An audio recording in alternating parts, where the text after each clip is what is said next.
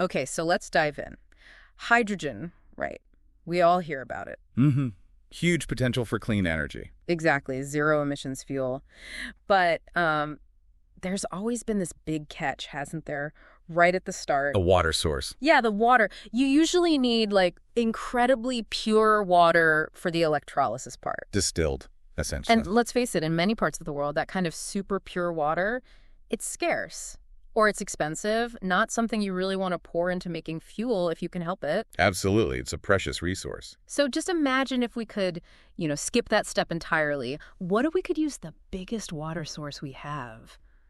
The ocean. That's the dream, really. Well, that's exactly what we're digging into today. There's some really interesting new research coming out of the University of Sharjah. They seem to have figured out a way to make hydrogen straight from seawater. Right, and without needing desalination first. Which is huge. It really is, because using seawater directly, well, it sounds obvious, but the hurdles are massive. Yeah. You mentioned the biggest one earlier indirectly. Corrosion. Salt water, specifically the chloride ions in it, is just incredibly aggressive. It eats away at the electrodes you need for electrolysis. Oh, okay. They degrade really quickly. It makes the whole process kind of useless, or at least very short-lived and expensive. Which explains why people build those enormous desalination plants first. Exactly. Hundreds of millions of dollars, massive operating costs, just to get the salt out so the standard electrolyzers can work without falling apart. So hydrogen's got all this promise, but the water's been this real sticking point. A major bottleneck, for sure. Okay. So, for you listening, our mission today is to unpack this research. How did they potentially crack this problem? What is this new tech? How does it survive the seawater? Yeah, and what's the performance like? Does it actually work well? And maybe most importantly, what could this actually mean for making green hydrogen cheaper, more accessible, particularly in those dry coastal places? Places that have lots of sun and sea, but very little fresh water. Right. So let's really get into that core problem again, just to be clear. Hydrogen equals good potential, but making it clean usually needs fresh water. Which is expensive or just not there. Seawater abundant, but salt, corrosion, nightmare for the equipment. Right, which forces that desalination step, adding huge costs and complexity. It really has been the major block for using water electrolysis widely for green hydrogen. Okay, enter the University of Sharjah team. What's their secret sauce? Well, the core of it, based on their paper led by Dr. Tanveer Ul-Haq, is a totally new electrode design. It's a multi-layered electrode. Multi-layered? Yeah, not just, tweaking existing materials. It's fundamentally different, designed specifically for this harsh seawater environment. Okay, so how does layering up an electrode suddenly make it okay to dunk it in salt water? I heard Dr. Ul-Haq used a nice analogy. It's something about a smart filter. Yeah, that smart filter idea is pretty good, actually. It helps visualize it. Yeah. The electrode isn't just sitting there taking the abuse from the seawater. It's engineered to actively manage the environment right at its surface. Manage the environment. How? Through these layers, they work together. One job is pure protection. They'd talk about a metaderate film forming. Think of it like a shield. Okay, a shield against the metal dissolving. Exactly. Stops the corrosion, stops gunk building up that would block the reaction. But then there's another layer, a carbonate layer, that does something really clever. They call it an electrostatic shield. Electrostatic? Yeah. Like static electricity, pushing things away. Precisely that. It's designed so that its surface charge actively repels the negatively charged chloride ions, the salt ions that cause all the trouble. So it literally pushes the corrosive stuff away from the electrode surface. That's the idea. And by doing that, by keeping the chlorides at bay, it actually helps create a very specific microenvironment right at the electrode, a slightly acidic one. Huh.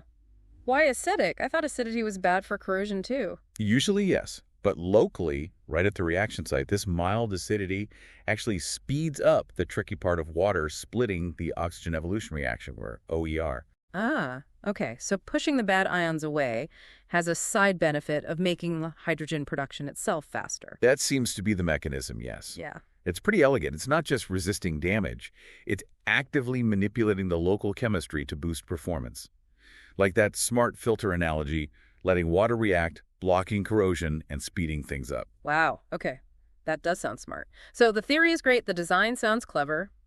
How did it actually do when they tested it? Did they use real seawater? They did. And that's crucial. Not simulated stuff, but real untreated seawater taken right from the coast. No extra chemicals, no pretreatment. Okay, that's a proper test then. And the results? Pretty impressive, honestly. They hit performance levels that suggest this could actually work on an industrial scale. Like what specifically, numbers-wise? They reached a current density of 1 amp per square centimeter. That's a key benchmark. It's considered the sort of rate you need for commercial viability. So it makes hydrogen fast enough. What about the energy cost? They achieved that rate at a low overpotential. That's like the extra voltage needed to drive the reaction of only 420 millivolts. Under standard conditions, that translates to about 1.65 volts total. That's quite efficient. Okay, fast and relatively efficient in terms of energy input.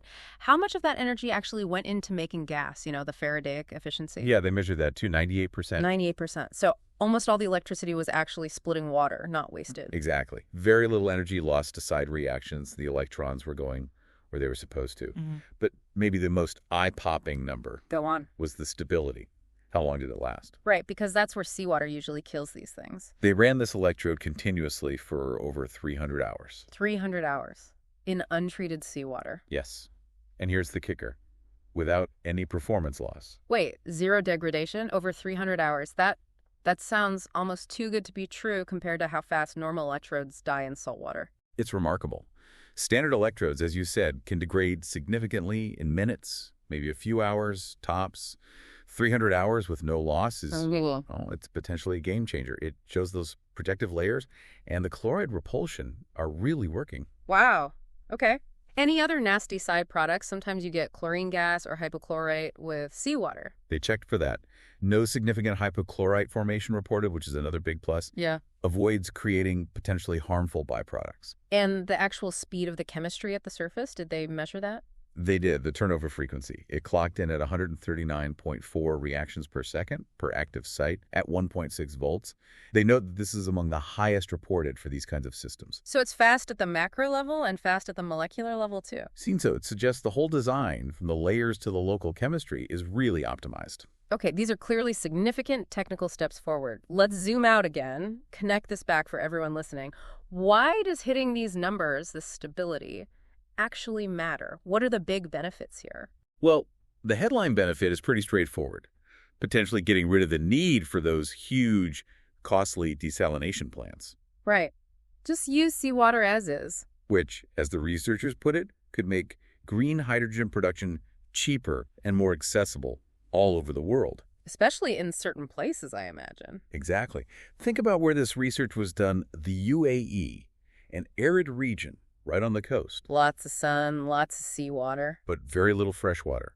This tech is tailor-made for places like that. It lets them use their abundant resources, sun and sea, without touching their limited freshwater. And they were thinking big scale from the start. Yes. They stressed that the performance levels they hit were targeting industrial-level efficiency. This isn't just a lab curiosity. It's designed with large-scale hydrogen plants in mind. Dr. Ulhak's vision of solar farms on the coast. Right. Solar-powered hydrogen farms along the UAE coastline, using seawater and sunlight to produce clean fuel. Zero emissions, using readily available resources. It flips the script, doesn't it? Seawater goes from being the problem to being the solution. It really does. That's a powerful shift. Okay, so the potential is clear. Where does it go next? What's the pathway from this lab success to those coastal hydrogen farms? Well, they mentioned that the work's already getting attention. Clean energy startups and regional innovation hubs are interested. Good sign. The absolutely critical next step is scaling up and moving outdoors. Pilot testing. Right, take it out of the controlled lab and see how it handles real-world conditions. Yeah. Sun, temperature changes, maybe different seawater compositions. Exactly. They need to prove the performance, and crucially, that 300-hour stability holds up under variable, real-world outdoor conditions. And their specific goal after that. They want to develop a modular hydrogen generator powered by solar energy. Yeah. Something practical, designed specifically for those arid coastal spots. It's about packaging this core electrode innovation into a working system. Makes sense. Build the whole package. Yeah. Okay, so let's try and wrap this up. The key takeaway from this deep dive, really, is that this University of Sharjah research offers a potentially huge leap forward. They seem to have cracked the code on using seawater directly for clean hydrogen. With a novel electrode that tackles the corrosion problem head-on. Right. This multi-layer smart filter idea avoids needing desalination. And they've shown it works efficiently and incredibly stably for hundreds of hours in real seawater. And that's the crucial part. It's not just theory. The demonstrated performance industrial rates, high efficiency, that impressive durability suggests this could genuinely overcome one of the biggest economic and technical barriers holding back widespread green hydrogen. Especially for coastal regions. Definitely. Yeah. Okay, so maybe here's a final thought for you to chew on, thinking about the bigger picture. Go for it. We know that a huge chunk of the world's population lives near a coastline, right? About the majority. So if this technology, or something like it, really pans out and can be deployed widely, what could that mean? Think about decentralized energy right on the coasts. Think about energy independence for coastal nations. And maybe just as importantly, think about the relief it could offer for the world's stressed freshwater supplies if we're not using it to make fuel. What could that future look like?